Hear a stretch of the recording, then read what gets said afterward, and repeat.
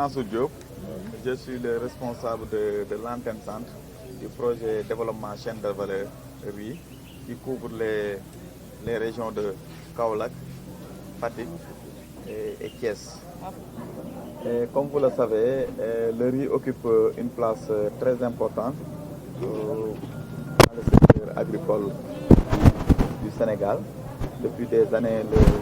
le gouvernement du Sénégal fait des efforts considérables pour réduire les importations, mais aussi contribuer au développement, à l'autosuffisance alimentaire.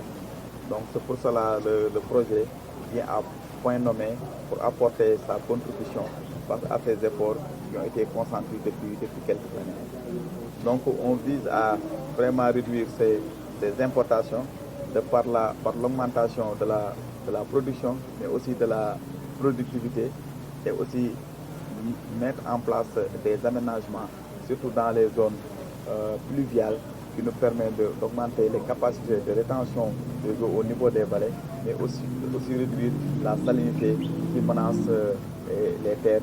agricoles. La zone de Thiès, donc c'est une zone qui, dans une partie, produit de riz, notamment dans la vallée de Fadial.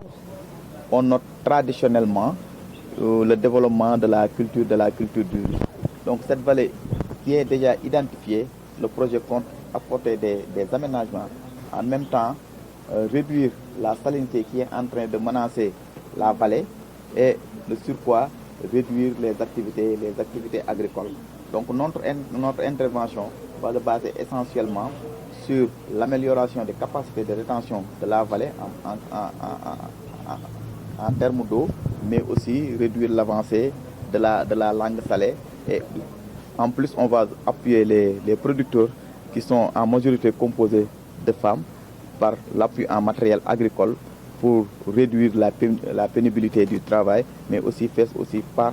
face aussi au changement climatique qu'on note depuis quelques années.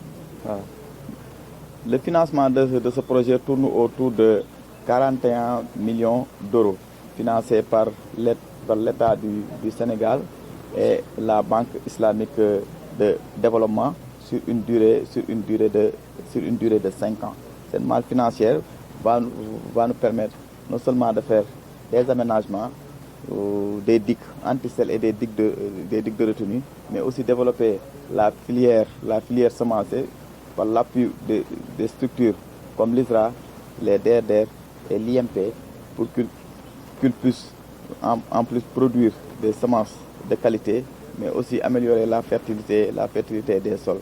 D'autre part, aussi appuyer les producteurs à l'acquisition de matériel adapté pour réduire les pertes post-récolte qu'on note généralement sur la culture de 10 milliards de francs CFA. En termes de production, je veux dire qu'on va augmenter de manière substantielle la production et la productivité du riz. Comme vous le savez, depuis quelques années, la recherche a développé des variétés très performantes, n'est-ce pas, qui ont des rendements qui avoisinent les 12 tonnes à l'hectare sur le côté irrigué, mais sur les côtés pluviales qui tournent autour de 6 tonnes. Mais ces rendements ne sont pas toujours notés au niveau producteur. Donc il y a un écart de rendement qu'on note. Donc il y a des améliorations à faire en termes de qualité de semences, en termes d'apport de fertilisation, en termes aussi de matériel agricole pour pouvoir réduire ces écarts de rendement. Donc une fois ces écarts de rendement réduits, donc on compte vraiment augmenter de manière substantielle la production du riz et de ce quoi contribuer à la réduction des importations et aussi apporter notre contribution à l'autosuffisance alimentaire. On ne sait pas encore le nombre exact, mais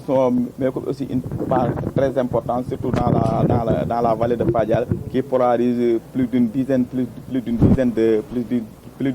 villages. Comme je l'ai dit tout à l'heure au niveau de la présentation, cette approche bassin versant nous permet d'avoir une vision holistique des zones agroécologiques et permettre vraiment d'orienter nos interventions pour assurer une durabilité. De Nguéniène. Nguéniène voilà.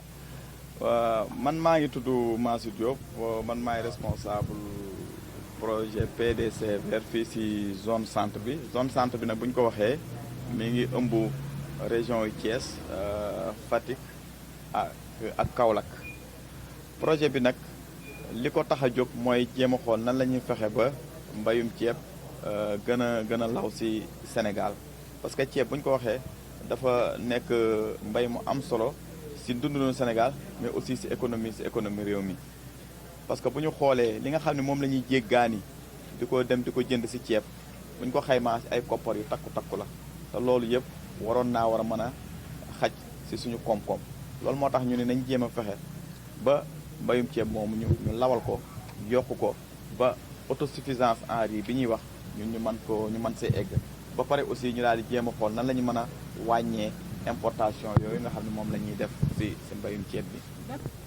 jéem a liggéey ak kuréel yi nga xam ne ñoom ñoo fi nekk moo xam ISRA la moo xam direction régionale agriculture moo xam IMP yi la ak ñëpp ñi nga xamante ne dañuy yëngu ci wàllu mbay particulièrement ci wàllu li ñu lëkkaloo ak ñoom. moo xam ne baykat yi nañu mën a am semence de qualité ba baykat yi aussi nañu am suuf si nga xam ne fi la ñuy bay ceeb bi ñu mën koo dooleel équipement yi aussi ñu jëm leen see jàppale bu baax ba bañ a fàtte aussi que aménagement yi nga xam ne moom la ñu war a mën a def pour mën a téye ndox mi parce que bu ñu xoolee at yi yëpp dañuy noter li ñu tuddee ci changement climatique c'est-à-dire que ne jaww ji dafa soppeeku da ngay xool nawet yi parfois day gàpp parfois taw yi day néew am na aménagement yoo xam ne bu ñu ko defee bu tawee lu mu néew baykat bi dina mën a góob am na ci zone yi bu ñu mën naa ci wax zone yu bari fi mu toll nii Sénégal not nañ ni xorom si ma ngi fay avancé di lekk suuf si nañu mën jéem a xool nu ñu mën a def ay aménagement yoo xam ne na mën a tëye xorom soosu ba nga xamante ni ni muy avancé na wàññeeku bu baax a baax te loolu bu ñu ko defee nañ mën a ñoŋal suuf yi nga xamante ni moom la ñuy bay. projet bi xoole ko financé banque islamique de développement moom moo ko financé ak état du Sénégal ñoom ñoo bokk financement bi bu ñu ko doon xayma mi ngi toll ci ñaar fukki milliards ak juróom-ñaar ndax koy tënk ci juróomi at. ginnaaw liggéey bi nag bëgg nañu bu juróomi at yi ñu dëgmal buñ ci génnee ñaan nañ yàlla ba nga xamante ni mbayum ceeb dina yokk bu baax ba aussi